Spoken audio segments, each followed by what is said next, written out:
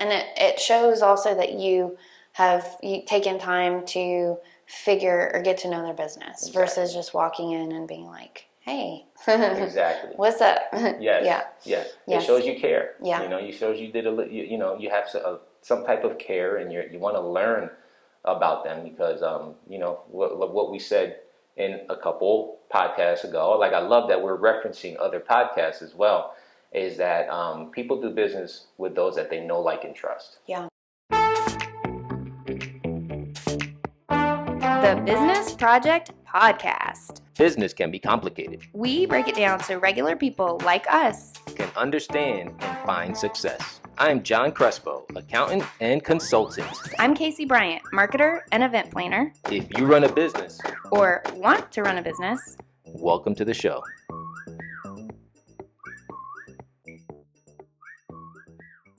What's up, everybody? Welcome back to the final episode of our sales series. Yes. It's been a really good series. It has been a really good series. I learned a lot from it. I did too. Definitely. And I'm going to implement a lot of what we learned.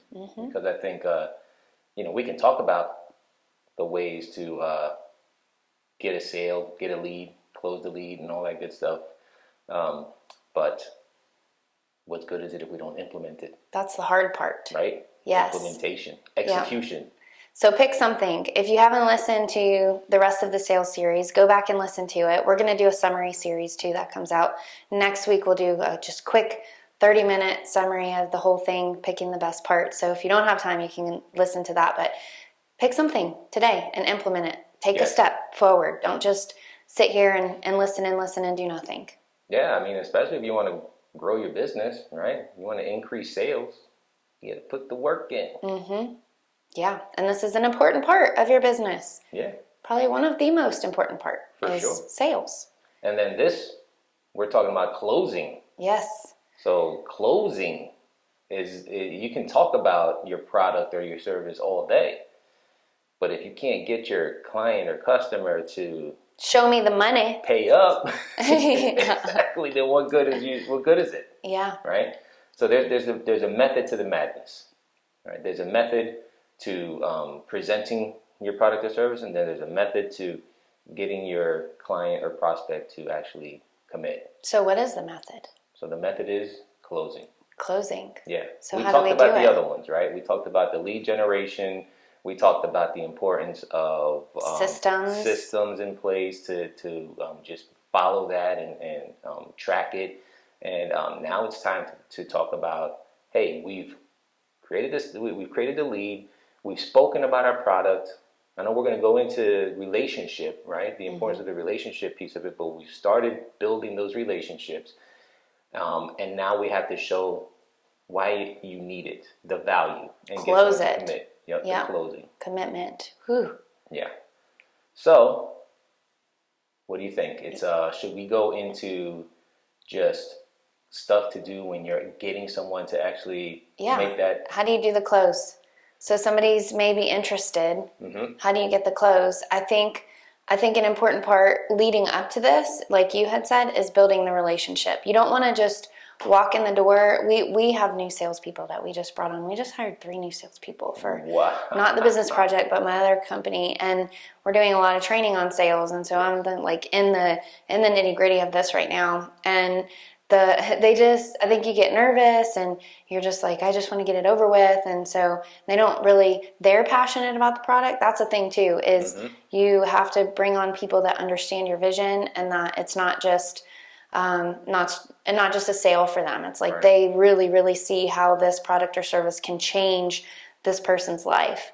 And so, but they want to go in there and they're like, ask for it right away, right? Walk in and they're nervous and this is what we have and this is what you should do without building the relationship. Building that relationship is the first step. Yeah, for sure. Yeah. Because, all right, you take the time building the relationship as you're speaking and as you're listening. I think the part of relationship building is, and I think a lot of salespeople mess up when it comes to this piece of it because they vomit, right? And, I know that's a little nasty when you think about it, but it's like they just talk nonstop.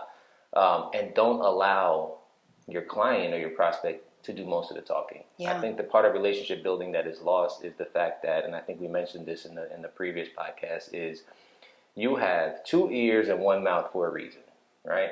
You want to listen more than you're going to speak, because that's how you're going to find out what the need is. You're going to find out how that need and your product or service relate, and then how you can provide that value to your client.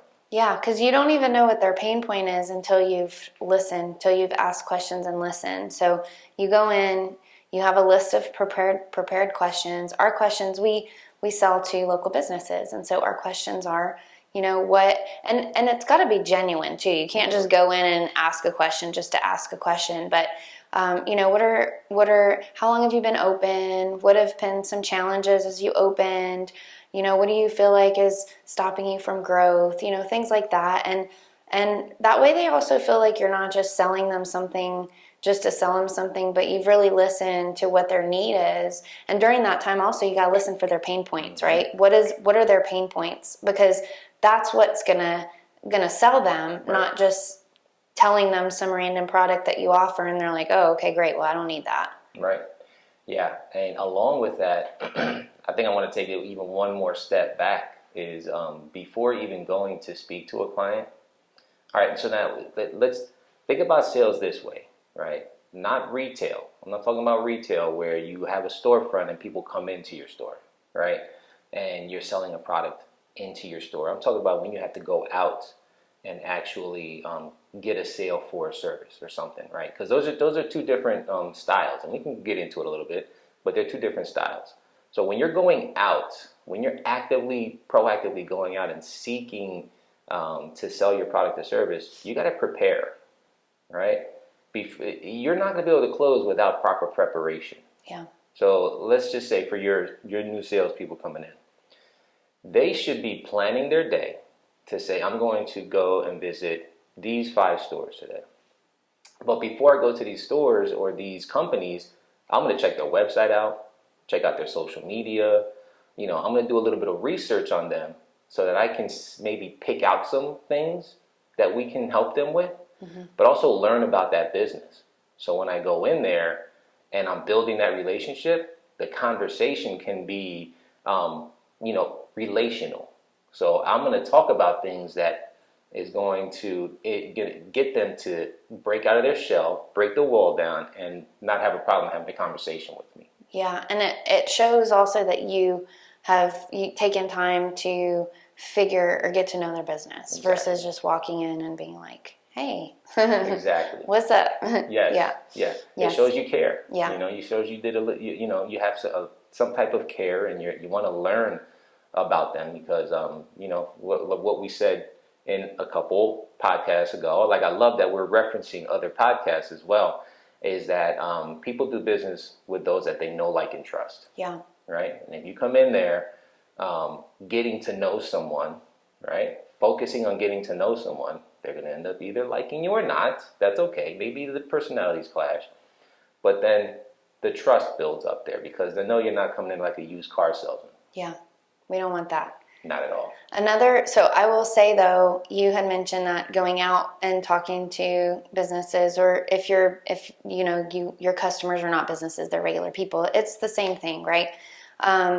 If you're selling vacuums door to door or whatever, it's all the same. It all works out. But the people coming into your store, if you're selling a product or service in your store, it's actually, I feel like, the same thing, because you still want to be able to ask them questions so that you can learn how to serve them well. Right. Say, for example, you are a boutique, a kids boutique, and somebody comes in and they're looking around your store, and they're tired of doing diapers. They're so tired of wasting diapers, and if you ask them questions, you can figure out what their pain point is and then suggest a product that can solve their problems. So I think it is very similar. There is similarities because if you're opening a storefront, right, and you want people to come into your store, or you're speaking to people that come into your store, you've done your market research, right? You know who your target market is. So when they're coming in, then you kind of know how to kind of steer that conversation, because it's based those people are coming into your store because you're providing something to that market. Right. So you can steer your conversation. So that research piece is still there. It has to be done. And that's how you can control your conversations. Yeah, I love it. So we talked about last podcast about overcoming objection. So if you guys didn't listen to that, we're not going to go into all of that because we did it already. So go back and listen to last week. But we specifically just want to talk about the close today. So what happens? Somebody is interested. They're ready to go. Like, let's talk about that. How do we close? What happens at the close? Yeah. So once you've built that relationship, right? Because the whole purpose of building the relationship is searching out keywords, right? Searching out pain points that you're going to address, right? Because then your product or service is providing, that's where you're showing the value of your product or service. And if one of them is where your potential client is looking for a time-saving feature, for instance, I'm not a good marketer, right? And I need help just marketing my stuff. I could spend hours trying to figure out what post to make or for social media, what kind of video I should do, and things like that, right? So if I'm selling that service to somebody like me, I'm hearing that I need to focus my time on getting more clients. Time is the key word right there. Time, exactly. I need to focus my time on getting more clients. So I'm gonna live on that time, right? My close is, what if I can save you 3 hours a week? What would you do with those 3 hours? Yeah. Right? How many clients can you speak to in those 3 hours a week to generate more revenue for your business? So you want to use their own language to solve their problem, to pitch your product or service. Exactly. Yeah. Yeah. So then you get them to open up, and you say, well, the good thing about that is I can save you those 3 hours, and this is here's how I'm going to do it. We're going to do this, and that for you. It's going to take away you having to do this, you having to do this, you having to do that. Right? How's that sound? If it sounds good, hey, sign on the dotted line. Yeah. We'll start tomorrow. Don't be afraid to ask for what you're worth. Right. We've talked about that plenty in past podcasts. Plenty in past podcasts.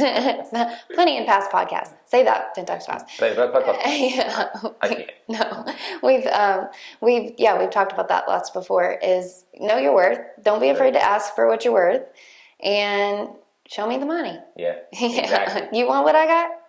I can help you. Now it's time to pay up. Exactly. Yeah. I mean, you should go in there knowing your pricing already, right? You should go in there understanding, hey, this is what we're charging for whatever. So that it's clear as day when you present it to the client for the close. But I think some people are, and I can include myself in this, some people are like, well, it's like they feel bad for presenting their pricing. They feel bad for asking that. Yeah. And if you've done your research and you know that what you do helps and is worth that, which hopefully you have done by this point, then you shouldn't feel bad. Be confident about asking for what you're worth. Yeah, exactly. Why would you feel bad when you're presenting a value? Yeah. Because in essence, you're not taking money from someone. You're giving them something back. Yep. Right? In that scenario, you're giving someone back their time. And time has a value to it. Right? So I guess one question you can, if you're giving somebody back their time, is ask them how much, hey, what's an hour worth to you? $100 an hour, $75, $100 an hour. And if you can save them that much, if you could save them 3 times that in a week, then you can even do the math. Hey, I'm going to save you thousands of dollars a year because I'm taking this off of your plate.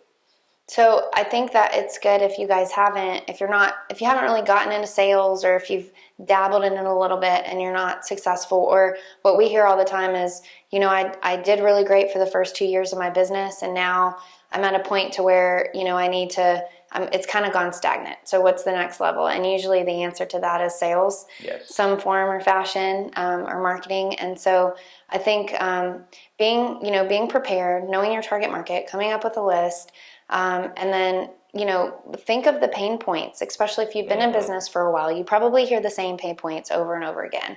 For us, with small businesses, it's always, I need more customers or I need more money. That's the 2 things for the most part.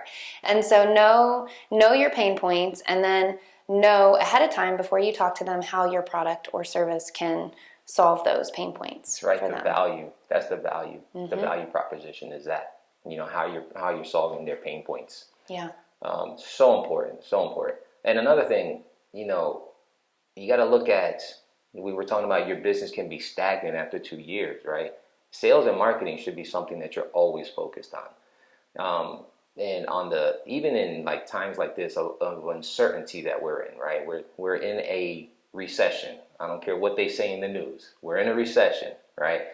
That's when you double down on sales and marketing, because you want to continue to reach. People are still spending, even though we're in a recession. You want to continue to reach them. Yeah. Right. So you have to be able to focus on that process and continue to speak about what your product or service and provide the value and look for the close. Yep.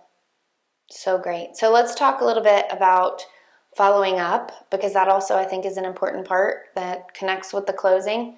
And then we'll be good. That'll be the end of the sales series. Then you guys are ready to go out. Yeah, this is good. Make millions of dollars. I hope so. If you do, share some with me. Yes. Trying to go on vacation. And this kind of goes online. I mean, if you're just an online business, some of you guys are probably like, oh, well, this doesn't apply to me because I sell online. It's very similar concept. It's like you don't want to just, when somebody comes to your website, you don't want to just be like, bam, buy this. This is our product. You want to build that relationship with them. Same in social media. Social media, you don't want to buy this, this is our product, do this. You want to build that relationship with them. You want to figure out what their pain points are, and you want to speak to their pain points. So this isn't just in person. This works online as well. It sure does. Yeah, definitely. And then so there's the closing. We spoke about closing, and then you transition over to the, let's just say, either onboarding or follow-up process, right? Which is all under the follow-up window. So you're either going to bring in your client in communication with whoever's next in line after they sign on the dotted line, whether it's the register, right? Or it's someone that's going to help them get onboarded into your company, right? For the service that you're providing. So you're following up in that communication process, or you don't close the deal at that time, right? You want to make sure that you stay top of mind with them. Let's say they're interested, but they want to think about it, or they got to talk to their spouse, that one. Yeah. But you want to make sure that you're following up. You have a cadence, they call it, right, where you're following up with that client so that you're staying top of mind. It's usually a couple days after you have that initial that final conversation. A couple days later, there wants to be some type of follow-up, whether it's a text, phone call, or email.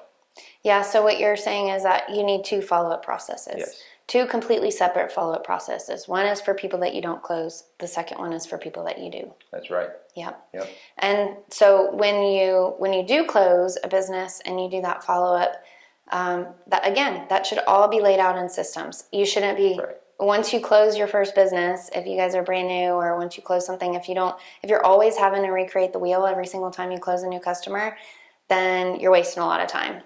Having some sort of system set up to where before you even go to sell your first sale, when we close somebody, these are the steps, these are the things that happen to make sure that they're taken care of. Yep, exactly. If you close someone, send them a welcome message. A thank you for joining the family type of message. An intro to whoever's going to take over, or an intro to what to expect with the product or service that they got from you. And then you plug them into your your drip campaign, where you're sending them valuable information on a time frame, right?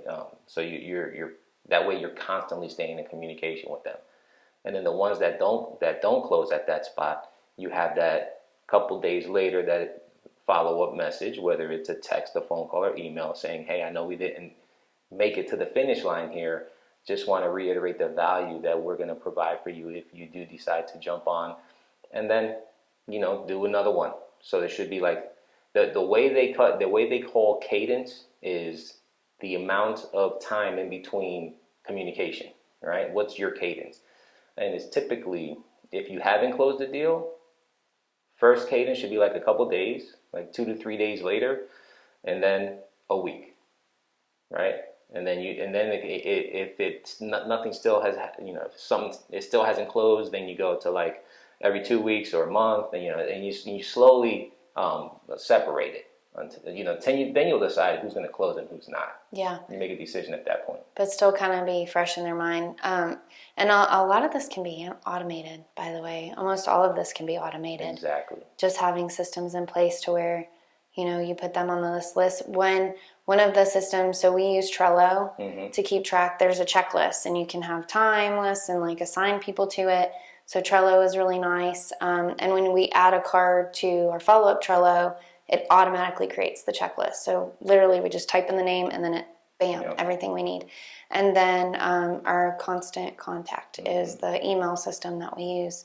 So that goes in, they get put into a certain thread that we already have laid out. And I know this is maybe intimidating. I know probably 90% of businesses honestly don't have a system. They just do it, and then whatever they feel like for that day, then they do it. And it's a lot of preparation in the beginning. It's a lot of work in the beginning, but I guarantee you're going to save so much time, and you're going to have a lot more opportunities by doing it this way. Most definitely. I mean, truly successful businesses have a solid follow-up process. Like, you have to.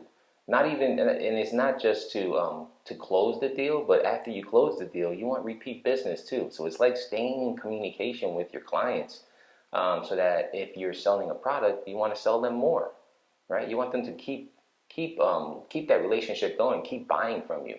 Or if you're having that service, and your service is a year contract, you want to make sure they re-up. Right, by staying in communication. So using those tools and those systems. You mentioned Constant Contact, which is great, and Trello. There's also HubSpot, another one. So there's a bunch of systems you can utilize. Salesforce, I know, is really big. Salesforce is a big one. Insightly. So you gotta think about, how do I really want to grow my business? What's my vision for it? And then what tools do I need to implement to make that happen? And a lot of the tools that work well do cost money, but you think if you use this tool and you close one extra sale a month by using this tool, it'll be all worth it. Probably pay for itself and some. So exactly, it's an investment, not an expense. Exactly. I always say that. Yes, you do. All right, that's all we got for you guys. Yeah. That's the whole sales. That's all the sales stuff. We love to hear from you guys. So if there's something specifically that you want us to get into, feel free to shoot that over in a comment or a message us on social media.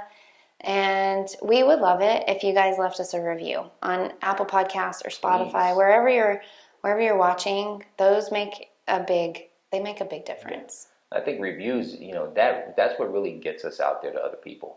If we're providing value to you, leave us a review, because then not only is it going to provide value to you, it's going to provide value to somebody else that can utilize this information to help their business. Exactly. Work with us as we work with you. So the next week, we're going to do a summary of the entire sales series. It'll be, 20, 30 minutes, just recap of everything we talked about. And then we're going to get into our summer short series, which is that's right. All of July will be, maybe August. We've had some requests for just give it to me in 15, 20 minutes. I want to cover this topic. If you guys have any topics you want us to cover in our summer short series, make sure you let us know. Yeah, it's going to be good. Enjoy your summer. Yes, because we will be. We will be. All right. See y'all. Y'all, peace out. We'll see you later. Bye.